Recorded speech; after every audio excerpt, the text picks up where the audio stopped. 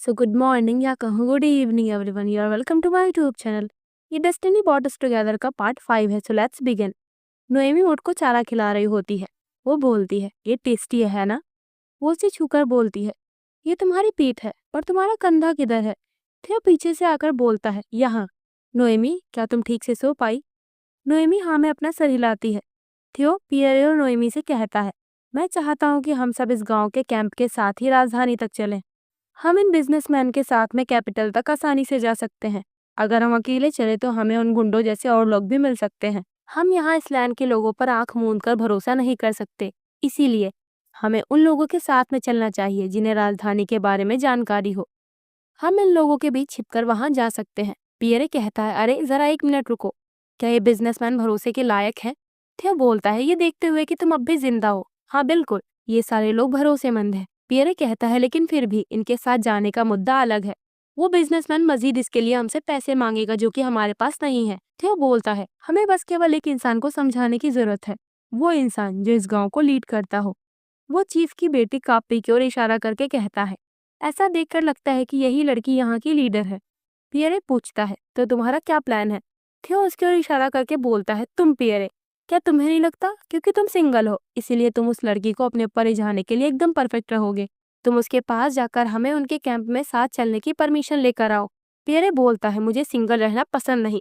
थियो कहता है, तो फिर तुम्हें किसी दूसरे पर्सन की पत्नी को चूमने के बजाय जाकर उसके साथ फ्लर्ट करना चाहिए, समझे? किसे पता, हो सकता है तुम्हें यहाँ पर अपने लिए एक पत्नी मिल जाए। तो ठीक है, अब तुम्हें जाना चाहिए। कुछ देर बाद वो उस लड़की कापी से बात करके वापस आता है। थियो पूछता है, तो बताओ क्या कुछ काम बना? पियरे बताता है, तुम्हें क्या लगता है? हाँ, ये सब तुम्हारी गलती है। मुझे लगता है मैं उस लड़की के टाइप का नहीं हूँ। थियो, मेरे भाई, वो लड़की सिर्फ और सिर्फ तुमसे बात करना चाहती है। थियो कापी से बात करने के लिए उसके कैंप में जाने लगता है। पियरे नोएमी से कहता है, तुम परेशान मत हो, ये तो बस बातचीत है, थियो सब संभाल लेगा। नोएमी को चिंता हो रही होती है। कापी थियो से कहती है, तो क्या तुम हम लोगों के साथ में राजधानी तक जाना चाहते हो? वैसे तुम्हें वहां पर क्या काम है? थियो बताता है, मैं वहां पर शादी करने जा रहा हूँ। कापी आह भरकर बोलती है, तो क्या ये वही सिल्वर बालों वाली लड़की है? थियो हाँ में जवाब देता है। कापी कहती है, अच्छा, लगता है तुम्हें प्रिंसेस टाइप की लड़की पसंद है। तुम तो उससे कहीं ज्यादा ट्रेडिशनल निकले जितना कि मैंने सोचा था। तो चलो हम हमारे ट्रेडिशनल टाइप की ग्रीटिंग से इसकी शुरुआत करते हैं। थियो सोचता है, वैसे मुझे लगता है कि वो तुम हो जो प्रिंसेस की तरह बिहेव कर रही हो। वो कहता है, क्या ग्रीटिंग? कापी बताती है, हाँ, हमारे यहाँ किसी के कैंप में जाने से पहले ग्रीटिंग की जाती है। चलो बाहर आओ। थियो बाहर आकर कहता है, तुम ये सब क्या कर रही हो? कापी बोलती है, तुम मुझसे फेवर चाहते हो, हाँ? तो इसके लिए पहले हमें एक दूसरे को अच्छी तरह से ग्रीट करना चाहिए। तुम्हें स्लैंग की ट्रेडिशनल ग्रीटिंग करना आता होगा। थियो सोचता है, ये चाहती है कि हम एक दूसरे के गालों को छुएं। ये सब जबरदस्ती का काम है, लेकिन मुझे ये सब करना ही पड़ेगा। वो उसे ट्रेडिशनल अंदाज में ग्रीट करता है। उसे ऐसा करता हुआ देख नोएमी सरप्राइज होकर सोचती है, क्या क्या ये दोनों एक दूसरे को चूम रहे हैं? ये करने के बाद थियो बोलता है, क्या अब तुम सेटिस्फाई हो गई? कापी सोचती है, क्या इसका रिएक्शन कितना बोरिंग है, इसमें कोई मजा नहीं। वो नोएमी की ओर देखती है जो बहुत परेशान लग रही होती है। कापी उसे देखकर सोचती है, ये तो बिल्कुल मेरे पालतू खरगोश की तरह लग रही है, लगता है मुझे इसे चिढ़ाने में मजा आएगा। वो थियो से कहती है, ठीक है, मैं तुम लोगों को हमारे साथ राजधानी तक चलने की परमिशन देती हूँ, लेकिन जब तक हम राजधानी तक ना पहुंच जाए तुम लोग कोई उपद्रव ना खड़ा करना। थियो बोलता है, ठीक है, तुम्हारा शुक्रिया। नोएमी थियो से बात करने चलती है, तभी कापी उसे अपने पास बुला लेती है। वो थियो से तरह तरह के काम करवाने लगती है, जिससे थियो उसके साथ में बिजी हो जाता है। पियरे उसे देखकर कहता है, थियो को तो नौकरों की तरह ट्रीट किया जा रहा है। ये सब इस लड़की कापी का काम है। लोग सोचेंगे कि थियो उसका कर्जदार है। वो सिर्फ उसे खुश करने के लिए कितनी परेशानियां उठा रहा है, बेचारा थियो। नोएमी बोलती है, पर ये कुछ ज्यादा नहीं हो रहा? सर पियरे, कल से मुझे सर थियो से बात करने का मौका तक नहीं मिला। क्या हमारे इन बिजनेसमैन के साथ में जाना जरूरी है? नोएमी इमोशनल होकर बताती है, लगता है हम दोनों के बीच कुछ बुरा होने वाला है। ये सब देखकर मुझे बहुत गुस्सा आ रहा है और मैं बहुत परेशान हूँ। ये कितना फ्रस्ट्रेटिंग है। मैंने ऐसा पहले कभी नहीं महसूस किया। ये बहुत मुश्किल है सर पियरे। पियरे सोचता है, ये तो रोने लगी। अब मुझे यहाँ इन दोनों के साथ आने का पछतावा हो रहा है। मैं बहुत लापरवाह था। हालांकि नोएमी एक होली लेडी है जिसकी हर कोई पूजा करता है, लेकिन मैंने इस पर गौर नहीं किया कि ये भी तो एक लड़की है जो हर किसी की तरह हंस और रो सकती है और जिसे जलन होना आम बात है। वो कहता है, तुम जो फीलिंग महसूस कर रही हो उसे जलन कहते हैं, जिसे सारे लोग महसूस करते हैं। मुझे नहीं पता कि इसमें इतना परेशान होने वाली क्या बात है, लेकिन मैं जानता हूँ कि तुम्हारा मूड कैसे ठीक होगा। आओ हम मजे करते हैं। वो दोनों वहाँ के लोगों के साथ आग पे पट्टी बांधने वाला गेम खेलने लगते हैं। तभी कबीले की चीफ की बेटी कापी उनके पास आती है। वो नोएमी की आंख पर लगी पट्टी खोलकर कहती है, मेरे पास एक पालतू खरगोश है, मैं उसका बहुत अच्छे से ख्याल रखती हूँ। नोएमी पूछती है, तुम ये क्या कर रही हो? कापी कहती है, मैं तो बस तुम्हें ये बता रही हूँ। नोएमी को उस पर गुस्सा आ रहा होता है। वो बोलती है, तुम हमारे खेल में बाधा डाल रही हो, समझी? कापी बोलती है, अच्छा ठीक है, अब तुम अपना गेम कंटिन्यू कर सकती हो, मैं दोबारा तुम्हें नहीं रोकूंगी। ये कहकर कापी वहां से जाने लगती है। अब नोएमी एक बच्चे से बात कर रही होती है। थियो उसे देखकर सोचता है, लगता है नोएमी यहाँ पर खुद को अच्छे से एडजस्ट कर रही है। शायद वो हमेशा से ही मेरे जैसे बिजनेसमैन की पत्नी बनने के लिए ही बनी थी। ये सोचकर वो ब्लश करने लगता है। वैसे यहाँ पर उसका घोड़ा भी उसे देखने लगता है। थियो मन में कहता है, शायद हमें कहीं भाग जाना चाहिए और साथ में जिंदगी बितानी चाहिए, उस आयरन क्राउन के बारे में और नोएमी के परिवार के बारे में भूलकर आजादी से नोएमी के साथ में रहना। तभी वो कहता है, नहीं, मैं ये क्या सोच रहा हूँ, पागल मत बनो थियो, शायद मुझे थोड़ी देर टहलकर अपना माइंड शांत कर लेना चाहिए। वो टहलते हुए अपने ग्रेट आंटी के साथ में बिताए गए पल याद करता है जब थियो छोटा था। वो अपनी ग्रेट आंटी से कहता है, ये तो चांदी है, सोने का नहीं, सिर्फ एक लोहे का क्राउन है, इस लोहे के टुकड़े में भला ऐसा क्या खास है? ग्रेट आंटी बताती है, ये एक सिंबल है जो ये दिखाता है कि दुनिया सिर्फ काले और सफेद रंग की ही नहीं है। अगर कोई चीज पवित्र नहीं तो वो गंदी है, और अगर कोई अच्छा नहीं होता तो वो बुरा ही है। आयरन क्राउन हमें ये सिखाता है कि ये बातें गलत है, हमें दुनिया को इस नजरिए से नहीं देखना चाहिए। जब तक हमारे पास ये आयरन क्राउन है तब तक हमें किसी गॉड की जरूरत नहीं। प्रेजेंट टाइम में थियो सोचता है, मैंने अपनी जिंदगी भर ये बातें सुनी है, इसीलिए अब मैं इसे नहीं भूल सकता। मेरी विरासत आयरन क्राउन एक जरूरी चीज है, बस यही बात मेरे लिए मायने रखती है, मुझे इसे कभी नहीं भूलना चाहिए। तभी उसके सामने एक पर्सन आता है। थियो सोचता है, ये कौन है? मैंने इसे पहले कभी नहीं देखा, मुझे तो इसके आने की आहट भी नहीं महसूस हुई। वो उस पर्सन से कहता है, क्या तुम्हें किसी तरह की मदद चाहिए? तो ये पर्सन और कोई नहीं बल्कि गॉड ओलैक होता है। ओलैक बोलता है, माफ करना, पहली बार मुझे इस तरह के ऑफर के बारे में सुनकर हंसी आ रही है। मदद तो ऐसी चीज है जिसे मैं तुम्हें और दूसरे लोगों को देता हूँ। वो अपने हाथ में उसी आयरन क्राउन को लाकर बोलता है, तो बताओ, तुम इसी चीज की तलाश में हो, है ना? थियो पूछता है, तुम कौन हो और ये तुम्हारे पास कैसे? ओलैक बोलता है, तुम्हें समझौता करना पसंद है ना? तो चलो एक समझौता मेरे साथ भी करो। मैं तुम्हें ये आयरन क्राउन दे दूंगा जो तुम्हारे लिए बेहद कीमती है, लेकिन बदले में तुम्हें उस सिल्वर बालों वाली लड़की को मेरे हवाले करना होगा। तो बताओ मिस्टर, तुम क्या चुनना पसंद करोगे, ये बेशकीमती आयरन क्राउन या वो यूजलेस लड़की? थियो अपनी तलवार निकालकर कहता है, मुझे नहीं पता कि तुम मेरे बारे में क्या जानते हो, पर मैं इस चीज की तलाश नहीं कर रहा। क्या तुम्हें किसी ने यहाँ भेजा है? वो सोचता है, ये मेरी विरासत जैसा नहीं है, क्या इस पर्सन को बेलोन फैमिली ने यहाँ पर भेजा है? ओलैक बोलता है, अरे मैंने सोचा था कि तुम मेरे चारे में तुरंत ही फंस जाओगे। चलो, तुम्हें इसे ढंग से पहचानने के लिए मैं इसकी बनावट को थोड़ा बदल देता हूँ। तो बताओ, अब ये कैसा है? क्या ये वही क्राउन नहीं जिसकी तुम्हें तलाश है? वैसे कुछ है जो मुझे तुम्हें दिखाना चाहिए। तुम्हारी कीमती विरासत की प्रेजेंट कंडीशन इस तरह की है। ओलैक अपनी ताकत का यूज करके थियो को टॉर्चर करने लगता है। वो बोलता है, ये लो, इसे ध्यान से देखो, तुम्हें इसके बचे हुए टुकड़े ढूंढने पड़ेंगे। वो थियो को हवा में उठाकर कहता है, मेरी दरिया दिली के चलते तुम्हें इस टुकड़े का यूज करके बाकी बचे टुकड़े को खोजने का मौका मिल रहा है। मैं कितना ज्यादा दरिया दिल हूँ, है ना? वो थियो को जमीन पर पटक देता है। ओलैक उसके करीब आते हुए बताता है, तुम्हारी विरासत आयरन क्राउन काफी समय पहले 3 भागों में टूट गई थी, ये टुकड़ा उनमें से एक है। थियो सोचता है, टूट गई थी, ये किस बारे में बात कर रहा है? ओलैक बोलता है, मैं श्योर हूँ कि तुम्हें इसके बारे में नहीं पता था, है ना? जो कोई भी तुम्हें ये बात बता सकता था वो तो पहले ही मर चुका है। तुम्हें मेरी पत्नी के साथ में बेकार में इधर उधर घूमना बंद करके अपने आयरन क्राउन की तलाश में जाना चाहिए। थियो सोचता है, इसकी पत्नी नोएमी, एक मिनट रुको, कहीं ये वही गॉड ओलैक तो नहीं? थियो कहता है, लगता है कि गॉड भी सर्वशक्तिमान नहीं होते, तुम बस मुझे केवल ये लोहे का टुकड़ा ऑफर कर रहे हो। लोग जिसे गॉड मानते हैं वो भी किसी लेडी का दिल नहीं जीत सकता, और अब तुम इस तरह की चालें चल के हम दोनों को अलग करने की कोशिश कर रहे हो। नोएमी मेरी पत्नी है, तुम कभी ऐसा मत सोचना कि वो कोई चीज है जिसके साथ तुम जो चाहो वो कर सकते हो। ओलैक बोलता है, तुम्हारे जैसे नीच इंसान की इतनी हिम्मत, तुम बहुत बड़े बेवकूफ हो। जल्दी तुम इस आयरन क्राउन की चाह में अंधे हो जाओगे और मेरी पत्नी मेरे पास वापस आ जाएगी, सब कुछ नॉर्मल हो जाएगा। थियो कहता है, क्या बकवास है? ओलैक उस आयरन क्राउन के टुकड़े को वहीं पर गिराकर कहता है, ठीक है, अगर तुम्हें मुझ पर यकीन नहीं तो तुम अपनी इच्छा को फॉलो करना। अंत में तुम पक्का अपने आयरन क्राउन को ही चुनोगे। एक बार जब तुम इस क्राउन के टुकड़े ढूंढ लोगे तो मैं आकर अपनी पत्नी को ले जाऊंगा। ओलैक अपने आप से बोलता है, मैं अब तक ये सब सिर्फ इसलिए सहन कर रहा हूँ क्योंकि तुम हो मेरी प्यारी वाइफ और तुम इसके लायक हो। इस तरह ओलैक उस आयरन क्राउन के टुकड़े को थियो के पास छोड़कर चला जाता है। इधर रात के समय ओलैक एंजो के सामने प्रकट होता है। वो बोलता है, वो नीच बिजनेसमैन। उस नीच इंसान की हिम्मत भी कैसे हुई मेरी पत्नी को छूने की। अगर उसने नोएमी को गांव में नहीं बचाया होता तो वो दोनों इस तरह से नहीं जुड़ पाते। लेकिन अब जब उसके पास आयरन क्राउन का एक टुकड़ा है तो उन दोनों का रिश्ता कमजोर पड़ने लगेगा, क्योंकि इंसान के लालच ने हमेशा आने वाले कल को बर्बाद किया है। वो टुकड़े जिन्हें हमें एक साथ नहीं लाना चाहिए, जब वो साथ में आएंगे तो मेरी पत्नी का देखा हुआ भविष्य गलत हो जाएगा। वो एंजो की ओर इशारा करके बोलता है, मुझे लगता है तभी तुम्हारी बहन को होश आएगा और वो मेरे पास वापस आ जाएगी। इस तरह उसकी पावर्स भी मेरी हो जाएंगी। तब तक तुम आलसी मत बनो और मेरे लिए अंधेरा का फूल लाते रहो, समझे? एंजो बोलता है, जैसा आप कहें। ह्यो उस आयरन कॉन के टुकड़े को लेकर गांव की ओर वापस आता है। वो लाए की कई बातें याद करके सोचता है ये सब बकवास है। नोएमी उसके पास आती है। वो उसके चेहरे पर हाथ रखकर पूछती है, सर थियो क्या हुआ? आपको ये चोटें कैसे लगी? और इनसे तो खून भी आ रहा है। चलिए, आपको दवाई की जरूरत है। थियो बोलता है, मैं ठीक हूँ, मुझे कापी के पास जाना होगा। उसने मुझे कुछ काम करने को बोला था पर मैंने अभी तक वो काम पूरा नहीं किया है। अगर मुझे जरूरत पड़ी तो मैं वहीं पर दवाई ले लूंगा। नोएमी सोचती है, ये कापी के पास जा रहे हैं और ये उससे दवाई लेंगे। मैं ये नहीं चाहती। वो थियो का हाथ पकड़कर कहती है, नहीं, आप रुकिए। तभी वो क्राउन का टुकड़ा जो थियो ने अपने शर्ट में रखा होता है वो नोएमी की ओर अट्रैक्ट होने लगता है, जिससे थियो नोएमी के करीब जाने लगता है। नोएमी को थियो की दिल की धड़कन महसूस होती है। वो सोचती है, सर थियो का दिल भी मेरी तरह जोरों से धड़क रहा है।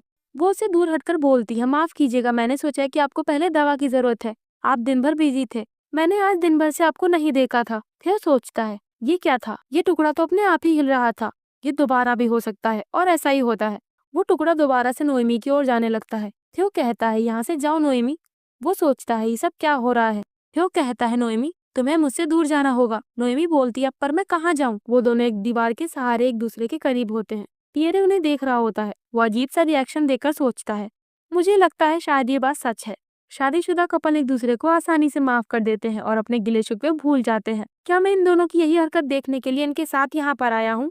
मैं तो उन्हें यहाँ खाना खाने के लिए बुलाने आया था, लेकिन सिचुएशन देखने के बाद मैं चाहता हूँ कि ये कुछ दिन भूखे ही रहे। ये शादीशुदा कपल भी ना, इनको देखकर मुझे अकेलापन महसूस हो रहा है। थियो पीछे से पियरे का मुंह दबाकर बोलता है, नोएमी अपने टेंट में है और यहाँ पर कोई नहीं। चलो, मुझे तुमसे कुछ बात करनी है, तुम मेरे साथ में आओ। थियो उसे अपने आयरन क्राउन का टुकड़ा दिखाता है। पियरे कहता है, तो तुम ये कह रहे हो कि किसी बेवकूफ ने तुमसे कहा कि तुम्हें अपनी पत्नी और अपनी विरासत के बीच किसी एक चीज को चुनना पड़ेगा, और तुम्हें लगता है कि वो कमीना एक गॉड था, हाँ? थियो बोलता है, हाँ, यही बात है। पियरे हंसते हुए कहता है, गॉड? तुम कह रहे हो कि तुम गॉड पर यकीन करते हो? मुझे भरोसा नहीं हो रहा कि कोई शादी के बाद इतना कैसे बदल सकता है। चलो, हम मान लेते हैं कि तुम सच में गॉड से मिले, लेकिन अगर ये सच है तो फिर तुम इस टुकड़े को अपने साथ लेकर क्यों आ गए? क्या तुमने अपनी पत्नी को छोड़कर इस विरासत को चुन लिया? क्यों कहता है, सच कहूँ तो मुझे यही नहीं पता कि मैं क्या चाहता हूँ। क्या मैं नोएमी के साथ रहना चाहता हूँ या फिर मुझे अपनी विरासत पानी है? पर एक चीज जो मुझे पता है वो ये है कि मेरी जिंदगी में ये पहली बार है जब मैं किसी की रक्षा करना चाहता हूँ। इसके बावजूद आयरन क्राउन भी मेरे लिए कीमती है, जिसे मेरे किसी खास ने मेरे लिए छोड़ रखा था। हालांकि मैं ये नहीं जानता कि मेरी ग्रेट आंटी इसका क्या करने का प्लान कर रही थी। अगर मैं इसकी खोज ना करूं और हार मान लूं सिर्फ इसीलिए कि मैं नोएमी की रक्षा करना चाहता हूं, तो मुझे पता है मुझे इसका पछतावा होगा। मैं चाहे जो चुनूं, पर मैं किसी तरह के पछतावे में नहीं जीना चाहता, और ये चुनाव मैं अकेले भी नहीं कर सकता। अगर हम दोनों एक दूसरे को चुनते हैं तो मैं ये नहीं चाहता कि हम ये दबाव में आकर करें। हम एक दूसरे को दिल से चुनना चाहते हैं। पियरे पूछता है, तो तुम क्या चाहते हो कि मैं क्या करूं? तुमने तो मुझे यहाँ इसीलिए बुलाया है ताकि मैं किसी तरह तुम्हारी मदद कर पाऊं। थियो कहता है, तुम मुझे इस क्राउन के खोए हुए टुकड़ों को पाने में मेरी मदद करो ताकि मुझे आगे के पछतावे में ना जीना पड़े। इस तरह तुम मेरा एहसान भी चुका सकते हो और मैं इस मदद के लिए हमेशा तुम्हारा आभारी रहूंगा। पियरे कहता है, तो आखिरकार वो समय आ ही गया। मैं अपनी पूरी कोशिश करूंगा थियो। पियरे उस आयरन क्राउन की ओर हाथ बढ़ाते हुए बोलता है, ये तो हिल रहा है जैसे ये कहीं जाना चाहता हो। तभी थियो बोलता है, इसे छूना मत, तुम कभी भी इसे नंगे हाथों से मत छूना। बचपन में थियो की ग्रेट आंटी उससे कहती हैं, तुम कभी भी उस क्राउन को नंगे हाथों मत छूना। थियो पूछता है, पर क्यों? आंटी बोलती है, जब तुम बड़े हो जाओगे तब मैं तुम्हें इसके बारे में सब बता दूंगी। एक बार एक सांप और नेवले की लड़ाई हुई। सांप ने नेवले को मार डाला। नेवले का जहरीला दांत सांप की गर्दन के पीछे गड़ा हुआ था। आखिर में सांप ने उसे निगल लिया और नेवले का दांत उसके पेट में गड़ने लगा। तभी पियरे बोलता है, क्या तुमने कुछ कहा थियो? थियो बोलता है, नहीं, कुछ नहीं, तुम बस कभी भी इसे अपने नंगे हाथों से मत छूना, समझे? पियरे बोलता है, ठीक है, मैं समझ गया। थियो बोलता है, हमें ये सोचना शुरू करना होगा कि हम इसके बचे हुए टुकड़े को कैसे ढूंढें। चलो चलते हैं, नोएमी हमारा इंतजार कर रही होगी। इधर थियो के घर में कुछ लोग आपस में बहस कर रहे होते हैं। अब हम क्या करें? गॉड ओलैक के भक्तों में हलचल शुरू हो गई है। वो लोग कह रहे हैं कि जिस आदमी ने उनके धर्म को धोखा दिया है और उनकी होली लेडी के साथ भाग गया है वो हमारे परिवार से है। फ्रेडरिक नाम खतरे में लग रहा है। तो यहाँ ये सब थियो को लेकर बहस कर रहे होते हैं। थियो का भाई बोलता है मंदिर के पास हमें निकाल देना ही उनका आखिरी ऑप्शन है। इससे पहले कि वो ऐसा कुछ करे मैं कोई रास्ता ढूंढ लूंगा। अब वो अपने स्टडी रूम में कुछ पेपर के साथ बैठा सोच रहा होता है। नहीं, बेटल फैमिली भी नहीं, ना ही डबस्ट फैमिली, ये सब हमारी मदद नहीं करेंगे क्योंकि ये हमारे कंपटीटर्स हैं। उसे अपने डेस्क के नीचे लगा एक लिफाफा मिलता है। ये थियो का लिखा एक लेटर होता है। उसका भाई बोलता है ये तो थियो की हैंडराइटिंग है। उस लेटर में लिखा होता है डैड, शायद जब तक ये लेटर आप पढ़ेंगे तब तक हमारा परिवार मुश्किलातों से घिरा हो सकता है। हालांकि आपको तो ये पता ही है, हमारा परिवार शुरू से ही बर्फ की पतली सतह पर रहा है। आखिरकार हमारी रगों में बिजनेसमैन का खून दौड़ रहा है। हमें अभी जल्द ही मेरी नोबिलिटी की पोजीशन के बावजूद हम अब भी बाकियों की नजर में गिरे हुए बिजनेसमैन हैं। मेरा मानना है कि मैंने जो रास्ता चुना है उससे हमारे परिवार में स्टेबिलिटी आएगी, क्योंकि ये उस पर्सन के लिए है जिसने हमारे फ्रीग्रेट परिवार को सबसे ऊपर रखा और क्योंकि हम उन्हीं की विरासत को आगे बढ़ा रहे हैं। मैं आपको ये साबित करके दिखाऊंगा कि हमारी विरासत कोई ऐसी चीज नहीं जिसे हमें दूसरे लोगों से छिपाना पड़े। ये तो ऐसी चीज है जिस पर हमें फक्र महसूस हो। मैं ये ध्यान रखूंगा कि एक दुखी लेडी को बचाने के लिए हमें तारीफ मिले, नफरत नहीं। अगर आप भी मुझसे सहमत हैं तो मैं आपसे एक रिक्वेस्ट करता हूँ कि आप मैनमन फैमिली के पास जाएं और सुरक्षित रहें। उसका भाई सोचता है मैनमन फैमिली, ये तो वही शाही परिवार है जो बलून फैमिली पर कंट्रोल रखता है। मैंने उनसे मदद मांगने के बारे में अभी तक नहीं सोचा था। उसका भाई मुस्कुराकर बोलता है थियो वही करता है जो वो चाहता है। फिर भी वो पूरे समय सिर्फ हमारे बारे में ही सोचता रहा। रात में एंजो उस आयरन क्राउन के आधे हिस्से को वहीं वापस रखने जा रहा होता है जहाँ से उसने उसे उठाया होता है। तभी वो देखता है कि वो टुकड़ा हिल रहा होता है। एंजो सोचता है तो आखिरकार लगता है सिनर्स ने अपना काम करना शुरू कर दिया। वैसे जैसा कि हमें पहले ही बताया गया है, सिनर्स वो लोग हैं जो डेविल को मानते हैं। थियो मजीद के साथ में बाजार में होता है। मजीद कहता है हम लगभग पहुंचने ही वाले हैं, हम कल तक राजधानी पहुंच जाएंगे। नोएमी पियरे के साथ दुकान में स्नैक्स खाने लगती है। थियो उन्हें देखकर बोलता है इस तरह तो ये दोनों खो जाएंगे। एक आदमी नोएमी पर नजर रखे होता है। थियो और नोएमी साथ में होते हैं। नोएमी वहां पर लोगों को अपने चाहने वालों के साथ में देखकर सोचती है क्या प्यार ऐसा ही होता है। ये लोग काफी खुश नजर आ रहे हैं। वो दो लवर्स को एक साथ में देखती है। ये देखकर उसे अपने और थियो के साथ में बिताया गया पल याद आता है। कापी उसके पास आकर कहती है वैसे तुम और थियो ऐसा कुछ क्यों नहीं करते, तुम्हें एक दूसरे की ओर अपना प्यार दिखाना चाहिए। गांव की लड़कियां थियो पर फिदा हो जाती हैं और तो और वो उसे सिंगल समझ रही थी। नोएमी बोलती है तुम रूड बिहेव कर रही हो। कापी कहती है वाकई मुझे लगा कि तुम दोनों सिर्फ शादीशुदा होने का नाटक कर रहे हो। नोएमी बोलती है तुम ऐसी बातें क्यों कह रही हो। हाँ, क्या ऐसा इसलिए है क्योंकि तुम मुझे पसंद नहीं करती या फिर तुम्हारे मन में थियो को लेकर फीलिंग्स है। मुझे बताओ, थियो मेरे हस्बैंड है। हमने ये वादा किया है कि हम दोनों साथ में अपनी जिंदगी बिताएंगे, समझी। कापी उसकी बातों को इग्नोर कर रही होती है। नोएमी उसके पास जाकर बोलती है एक्सक्यूज मी, मैं तुमसे बात कर रही हूँ। तभी उसका पैर फिसलता है, वो गिरने वाली होती है। तभी कापी उसे पकड़ लेती है। उसके छूने पर नोएमी को उसका फ्यूचर विजन दिखता है जहाँ वो किसी पर हमला कर रही होती है। कापी बोलती है क्या हुआ। वो धीरे से पूछती है तुमने भी उस आदमी को देख लिया है ना, वो आदमी हमारा पीछा कर रहा है। अब नोएमी का ध्यान भी उस आदमी की ओर जाता है। वो उसके कोट में लगी बटन की ओर देखकर सोचती है ये तो गॉड ओलैक की निशानी है। क्या ये आदमी गॉड ओलैक के बिलीवर्स में से एक है। क्या इसने मुझे पहचान लिया। कापी कहती है तुम जल्दी जाकर अपने दोस्तों को इसके बारे में बताओ, लगता है इस आदमी का टारगेट तुम हो। वो थियो की ओर देखती है। उसके पीछे भी एक आदमी हमला करने को तैयार होता है। वो उसके पास जाने लगती है। तभी वो आदमी उसके गले पर चाकू रखकर कहता है आपसे यहाँ मिलना मेरे लिए सम्मान की बात है योर होलीनेस। जब से मैं एक छोटा बच्चा था मैं उस दिन का इंतजार कर रहा था जब मैं आपकी ब्लेसिंग पा सकूं। लेकिन मैंने एक दिन ये खबर सुनी कि आप किसी नीच चूहे के साथ में भाग गई हैं। पहले तो मुझे इस पर यकीन नहीं हुआ, पर अब आप मुझे यहाँ पर मिल गई हैं। मैं आपको देखकर बहुत खुश हूँ, साथ ही साथ में दुखी भी हूँ। क्या आप समझ सकती है मैं अभी कैसा फील कर रहा हूँ। ये पूरी दुनिया ओलैक के भक्तों से भरी हुई है। आपको ये कैसे लगा कि आप बच निकलेंगी। आप वापस से ओलैक की शरण में आ जाइए और उन भक्तों के पास चलिए जो आपका इंतजार कर रहे हैं। तभी कापी उस पर हमला करके उसे घायल कर देती है। वो कहती है वैसे मुझे ये पहले ही पता चल गया था कि ये फॉरबिडन मैरिज है, क्योंकि तुम दोनों एक दूसरे देश में जाकर शादी कर रहे थे। पर मैंने ये कभी नहीं सोचा था कि ऐसा इसलिए है क्योंकि तुम होली लेडी हो और सबसे बड़ी बात तुम ओलैक के धर्म से हो। वैसे हम ये सब बातें बाद में करेंगे, तुम जल्दी से अपने पति के पास जाओ। थियो पर एक बिलीवर हमला करता है पर तभी पियरे उसे मारकर गिरा देता है। थियो उस आदमी को देखकर सोचता है क्या बेलोन फैमिली ने इस देश में रहने वाले ओलैक के भक्तों को हमारा पीछा करने के लिए यहाँ तक भेज दिया। नोएमी थियो के पास आकर बोलती है थियो ये लोग ओलैक के भक्त हैं, शायद पुजारी ने इन्हें हमारे पीछे भेजा होगा। वो लोग चारों ओर से उन्हें घेर लेते हैं। थियो नोएमी को अपने पीछे करके बोलता है, तुम मेरे पीछे ही रहना। उनमें से एक बिलीवर उन सभी को ऑर्डर देता है, होली लेडी को छोड़कर यहाँ सारे लोगों को मार डालो। तभी उसे आता हुआ एक तीर लगता है। कई सारे लोग घोड़े पर सवार होकर वहाँ आते हैं और उन भक्तों को बंदी बना लेते हैं। घोड़े पर सवार एक लड़की बोलती है, अगर हम थोड़ा भी लेट हो जाते तो हमसे हमारा इनाम छिन जाता। अपने कंधों पर टैटू बनवाए एक आदमी आगे आता है। सो टू अवॉइड एनी कंफ्यूजन, ये लोग सिनर्स हैं जिनके बारे में एंजो ने बताया था। नोएमी के परिवार ने इन्हें लालच दिया होगा कि अगर ये लोग नोएमी को सही सलामत वापस ले आते हैं तो वो इन्हें आयरन क्राउन का टुकड़ा इनाम के तौर पर दे देंगे। इन सिनर्स के लिए भी आयरन क्राउन बहुत कीमती है। स्लान के लोग चिल्लाते हैं, ये तो सिनर्स हैं, यहाँ से भागो। उन सिनर्स में से एक लड़की नोएमी को उठा लेती है और उसे अपने साथ लेकर जाने लगती है। नोएमी चिल्लाती है, सर थियो उसे बचाने के लिए आगे बढ़ता है। तभी एक पर्सन उसे भी रस्सी में जकड़ लेता है। थियो चिल्लाता है, पियरे तुम नोएमी के पीछे जाओ। पियरे उस लड़की से लड़ने जाता है। वो उससे मुकाबला कर रहा होता है। तभी पियरे को उस लड़की के हाथ में एक निशान दिखता है। इससे उसका ध्यान भटक जाता है। वो लड़की उसके घोड़े को लात मारती है जिससे पियरे वहीं पर गिर जाता है। ये देखकर थियो किसी तरह खुद को आजाद कर लेता है। उसी वक्त उन सिनर्स का बॉस थियो पर हमला कर देता है। वो थियो की ओर आगे बढ़ता है। थियो सोचता है ये लोग नोएमी के साथ साथ इस क्राउन के भी पीछे पड़े हैं। दूसरा आदमी आकर उसे पीछे से पकड़ लेता है। थियो सोचता है, नहीं, अगर ये लोग मुझे पकड़ लेते हैं तो ये इस क्राउन को भी चुरा लेंगे। वो उस आयरन क्राउन के टुकड़े को जो कि ओलैग ने उसे दिया था वो उसे धीरे से वहीं पर फेंक देता है। और इसी के साथ में ये पार्ट भी यहाँ पर एंड हो जाता है।